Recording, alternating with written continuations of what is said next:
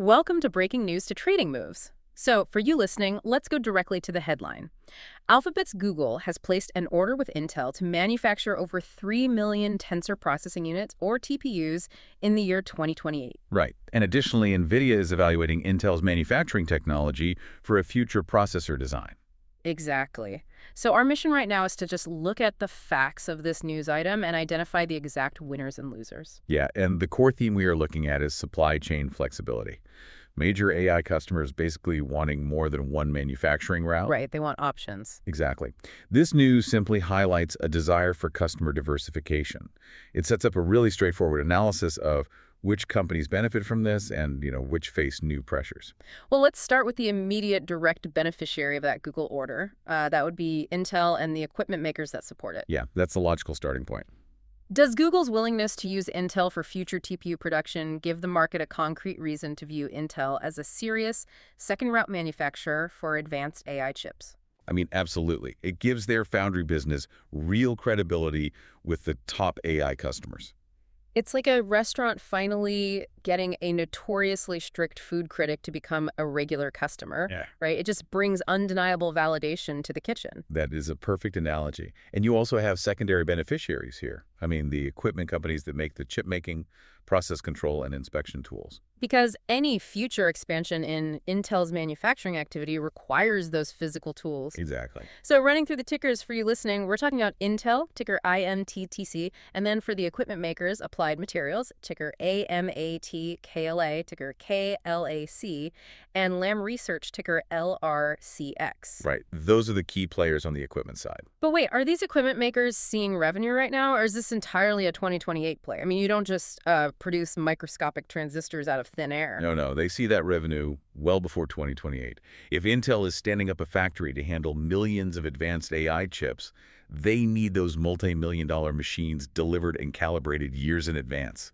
Right, that makes sense. Because Intel is stepping up as a viable manufacturing option, the conversation logically moves to the companies that actually want to use that manufacturing route. Right, the cloud platform giants designing their own chips. Yeah, and the broader ecosystem supporting them. So we're looking at Alphabet, ticker GOOGL, Microsoft, ticker MSFT, Amazon, ticker AMZN, and Apple, ticker AAPL. Exactly. Those are the massive players moving towards custom silicon. But I want to push back slightly on that idea of building custom processors. Bringing chip design in-house requires a massive supporting cast. It does. It's not a small undertaking. It's like hiring a specialized architect and a master plumber to build a custom house instead of just, buying a pre-built property. Right. It is a huge headache. It is a headache, but cloud and platform giants want more control over AI chip costs, supply, and performance. So the extra effort is worth it to them. Very much so. Having Intel as a viable option gives them more leverage in negotiations. They aren't locked into just one supplier. And that brings in the supporting ecosystem you mentioned. Broadcom, ticker AVGO, and Marvell Technology, ticker MRVL. Right, because they are tied directly to custom silicon and networking. Yeah, specifically data center connectivity. You need lightning-fast networking to make these custom chips actually communicate effectively. Oh, wow. So they handle all the connective tissue. Precisely. And then you have the design side, Synopsys, ticker SNNPS, and Cadence Design Systems, ticker CDNS. I see them mentioned a lot. They benefit because they handle the growing complexity of the actual chip design, right? Yeah, so you don't just get your modern processor on a notepad. You need highly advanced software to simulate and test everything before it ever reaches a factory. Okay, so if cloud companies are increasingly designing chips in-house and finding new ways to manufacture them, we naturally have to pivot to the companies currently dominating the sale of outside hardware. Right, the current market leaders. Specifically Nvidia, ticker NVDA, and Advanced Micro Devices, ticker AMD. Yeah. The reality is the largest cloud customers do not want to rely entirely on outside GPU suppliers forever. They want to break that dependency. Exactly. So if hyperscalers build more internal chips like TPUs, that pressures future pricing power.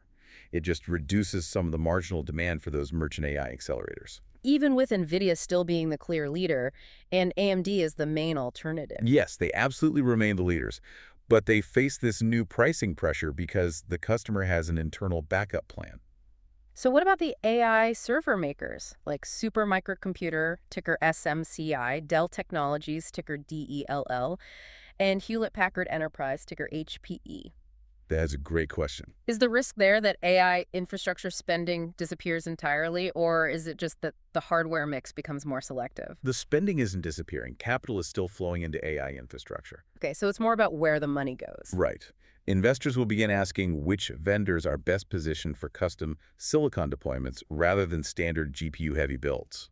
Oh, I see. Because a custom chip might need a totally different server architecture. Exactly. Server makers tied really closely to Nvidia-based systems could see their configurations, margins, and demand patterns alter over time as the mix changes. Got it. So finally, if Intel is picking up these orders, we have to look at the overseas manufacturers who currently hold a monopoly on advanced manufacturing. Yeah, because they suddenly face new alternatives. We're talking about Taiwan Semiconductor, ticker TSM, and United Microelectronics, ticker UMC. Right. Now, TSMC is still incredibly dominant. This news is not an immediate hit to their actual demand. Their factories are still running at full capacity. Exactly. However, with Google and Nvidia exploring Intel as an alternative, investors may really question how much premium should remain in foundry names that benefit from supply chain concentration.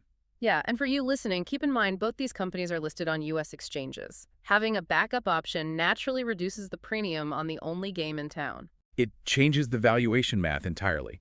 And then you look at United Microelectronics. They can get caught in the broader rotation toward U.S.-based manufacturing exposure. Because the market favors domestic supply chain security. Yeah, exactly. So to wrap this up, what is the final takeaway for the listener today? Well, leave with this thought to mull over. Google's TPU order is specifically slated for the year 2028. 4 years from now. Right. This news is about a long-term hardware strategy 4 years in the making. It raises the real question of what other raw materials or manufacturing routes tech giants are quietly locking down today for the end of the decade. That is a fascinating point to end on. Make sure to remember that this is not financial advice or buy or sell recommendations. This is purely the opinion of the author. Thank you for tuning in.